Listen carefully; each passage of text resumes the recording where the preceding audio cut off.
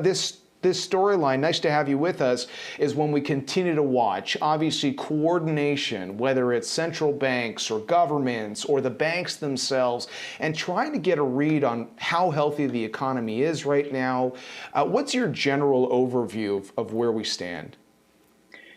Well, let me just say this. It's clear that when we do the right things, and you can apply this right across the global landscape, do the right things to contain the global pandemic that we're all facing, that the economy has a lot of pent-up demand and it begins to recover quite well. We saw that in the United States, we saw it in Canada, certainly saw it in Europe, and we continue to see it today in China, where they've really done a very effective job of getting the coronavirus under control. So given the opportunity to step back up, there's lots of pent-up demand around the world. What we don't know, now that we've had yet another rise, a very clear second, some say a third wave, a rise of coronavirus, is what the full impact of that second or third rise is going to be. So that's a significant factor that's out there. The full measure of that is not yet known. How well we respond this time, how completely those areas most affected shut down as opposed to what happened last spring, all that remains to be seen. I think a big factor weighing on the markets today, more than anything else, is what's happening in the negotiation between Nancy Pelosi and the Fed or the Treasurer on the issue of further stimulus in the United States. That on again, off again debate, dialogue, discussion is really a very big deal in terms of what happens to the U.S. economy and, for that matter, the world economy. The truth is, I think much of what might happen in the U.S. election has been baked in, has been understood. You never know what's going to happen until it's all over. But the blue wave seems largely baked in. What isn't known is what's coming next in the way of stimulus, how long, how pervasive, what sectors, how's it going to affect those sectors of the U.S. economy and by extension, much of a good chunk of the rest of the world. There's a lot to unpack there. Maybe I'll just stay with stimulus since you highlighted a few things on that front. And we've got two interesting storylines. We have the one that you just talked about, Nancy Pelosi, Steve Mnuchin, the ups and downs every day as we watch that play out.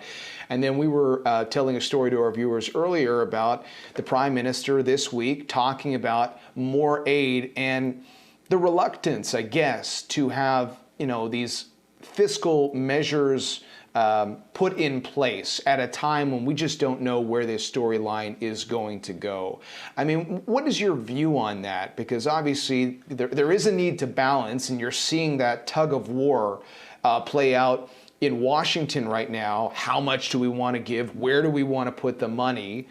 But with every passing day, I think to your point, we see worry in the market about what kind of stimulus ultimately gets into the hands of Americans.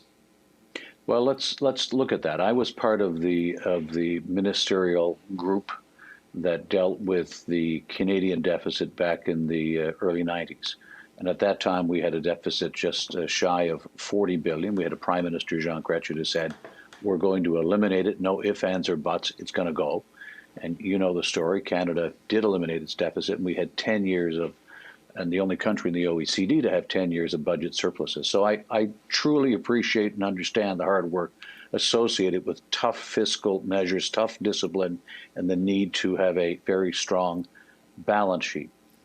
That being said, we've got to be realistic. The current recession and headwinds that we are facing, and much of the world, all the world is facing, is not driven by pure economic factors. It's driven by the fact that the world is battling a global pandemic, the first in 100 years, 101 years.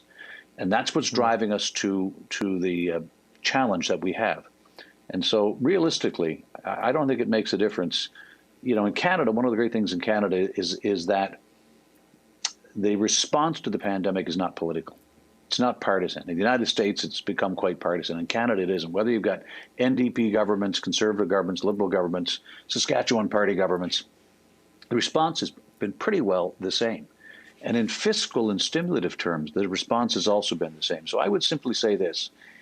Try to imagine what our economy would be like, or for that matter, the economy of Europe or the United States or elsewhere, if you pulled away all of those support systems, all of that stimulus to allow people to continue to pay rent, to pay the mortgage, to survive this downturn, which is temporary in the economy. We know that a vaccine's coming. Realistically, we're probably not going to see it distributed in significant measure, for example, in Canada till next spring, next summer. But from now to then, we can't just allow people to fall and crash and in personal home life terms to burn. We've got to support Canadians, and that's what the government of Canada is doing. And so I understand, even as somebody who regards himself as a bit of a fiscal conservative, having gone through the exercise we did in '93, that you really can't put a hard anchor in place today and say, we won't go beyond this. We need to get through the next steps of the pandemic. We need to support Canadians and Canadian households. Then we need to turn our minds once again, like we did in '93, and we did it successfully in '93, best in world performance. Then we need to put our house in order, but not until we've helped Canadians through this worst part of the pandemic. So let's come back to that word support and look at this through the lens of business. Now, if we take the U.S., for example, anybody who watched that last presidential debate, it seems like you've got, on the one hand, a message that, yes, we've got COVID-19 to deal with, but we can't shut down businesses. On the other hand, you've got, obviously, business is not going to be in any reasonable position if we don't essentially get rid of COVID-19. In this country right now, you've seen the headlines out of Quebec where, businesses that are located in some of those hot zones, those red zones, who are increasingly frustrated with the provincial government saying, we're taking steps to make sure our businesses are safe and we're just part of these rolling restrictions.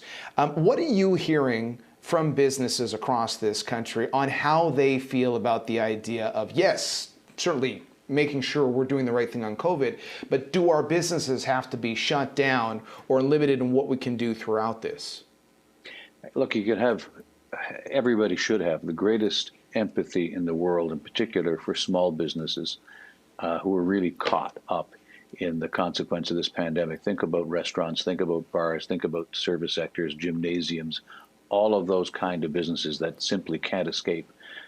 Tourism industry, it's been incredible. The airline industry, especially regional airlines, brutally harmed by this pandemic. On the other hand, if we don't get it under control, it becomes a moot point whether or not these businesses can reopen, because frankly, as the numbers explode, people will cocoon back home behind their mask, with their hand wash anyway in due course. I think governments, as I said earlier, this is not a partisan issue in Canada. Political governments of every stripe are essentially taking the same course of action, and that is to say we have to get this pandemic under control. Now, nobody, I believe, wants to curtail business activity where that doesn't have to occur. Many people are now operating from homes very successfully.